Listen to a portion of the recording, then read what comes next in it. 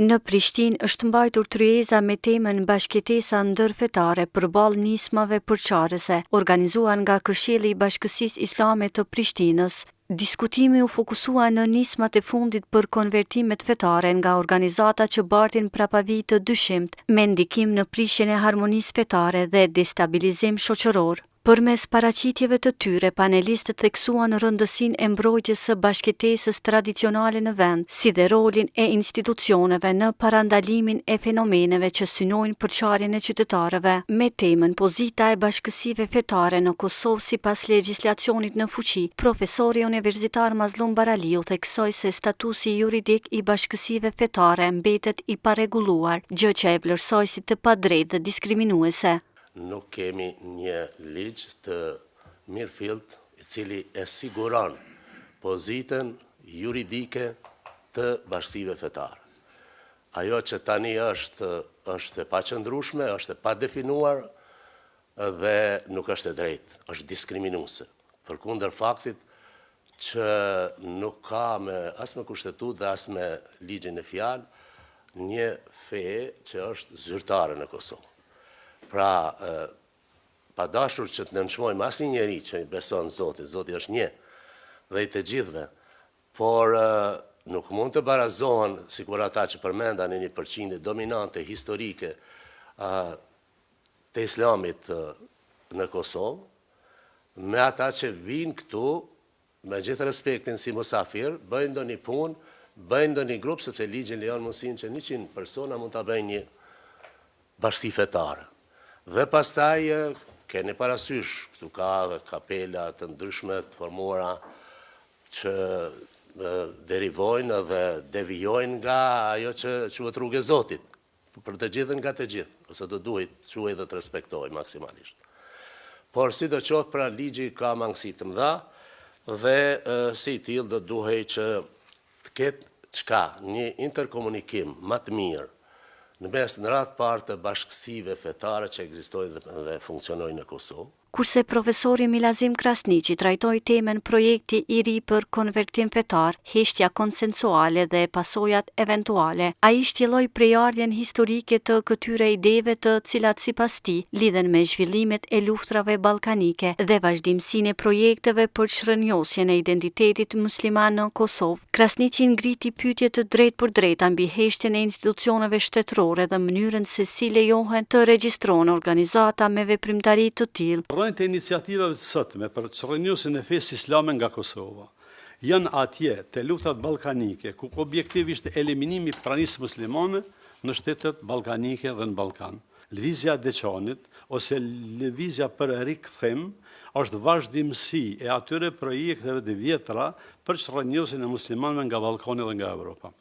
Pra është vazhdimsi e projekteve të vjetra, kësaj radhe me autorësi formale të vetë shqiptarëve, gjëja për ta forcuar shqiptarizmin, gjë që paraqet një paradoks më vete.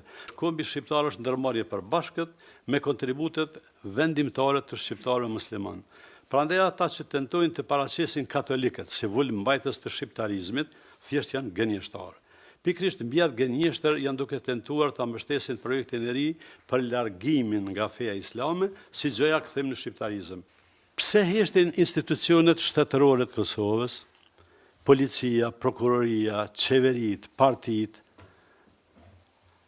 mu më duke se është heshtje e motivume në fakt nga pozita neokoloniale që ka Kosova në raport me faktorën ndërkombëtar, dhe në fundit, si është e mundshme që regjistrohet në administratën e shtetit një organizat e cila bën thirrje për braktisjen e një feje të shumicës absolute të popullsisë. Qysh regjistrohet ajo organizatë? Kurse drejtori për kulturë dhe veprimtari botuese në Bashkësinë Islame të Kosovës, Ramadan Shkodra, u fokusua te tema harmonia fetare përballë nismave përçarëse. Ai cilësoi këto fushata si të paarsyeshme, absurde, antihistorike dhe antishqiptare. Shkodra përsëriti se populli shqiptar gjithmonë është dalluar për unitet dhe harmoni, prandaj theksoi nevojën për institucione të përgjegjshme që parandalojnë çdo tentim përçarjeje dhe orientojnë shoqërinë drejt mbrojtjes së vlerave të përbashkëta. Falë presbetanë fetar, të cilët me urësi dhe vizion të tyre, krijuan premisa për mirëkuptim dhe bashkëtesë mes besimeve, duke promovuar ndjesinë e përkatësisë së përbashkët dhe vllazërisë hyjnore, si dhe në periudat historike duke mbështetur idenë e shtetformimit dhe konformimit. Ata e trajtuan fenë si një pasuri dhe jo burim ndarje dhe përçarje. Që një grup individesh të marrë përsipër që haptazi të sfidoj shumicën e popullatës së Kosovës, pra të sfidoj dhe të amohoj besimin e tyre islam shqiptarëve, të cilët përbëjnë hiç më pak se mbi 90% të popullatës së përgjithshme të Kosovës. Kjo përveç se nuk është dëgjuar dhe nuk është parë gjithkund, tingëllon shumë absurde e paralizueshme, mandaj edhe me pasojat e dëmshme afatgjate për vendin dhe popullin tonë. Kjo temë u trajtua dhe nga profesor Besnik Jaha nga një këndvështrim tjetër. Ai u fokusua tek qasjet që synojnë shërënjosjen e islamit në historinë kulturore shqiptare. Jaha foli për përpjekje që tentojnë të paraqesin islamin si të huaj për historinë kulturore shqiptare. Në planin e prezantimit të një historie kulturore shqiptare, kemi një tentim të shërënjosjes së islamit, pra të mos jetë i pranishëm në historinë kulturore të shqiptarëve. Ne nuk kemi një histori zyrtare të letërsisë, as institucionale, as individuale, autoriale, që ja vlen të rekomandohet për të njohur sa më plotnisht kulturën tonë shqipe. Pra, ne nuk kemi një histori të letërsisë shqipe që mund t'i ofrosh dikujt me një ndërgjegje të qetë. Një koqiri këtij takimi Hetem Sopjani u ndal tek rëndësia e bashkëtesës ndërfetare si vlerë e trashëguar e vendit. Përçarja fetare nuk është pjesë e identitetit tonë.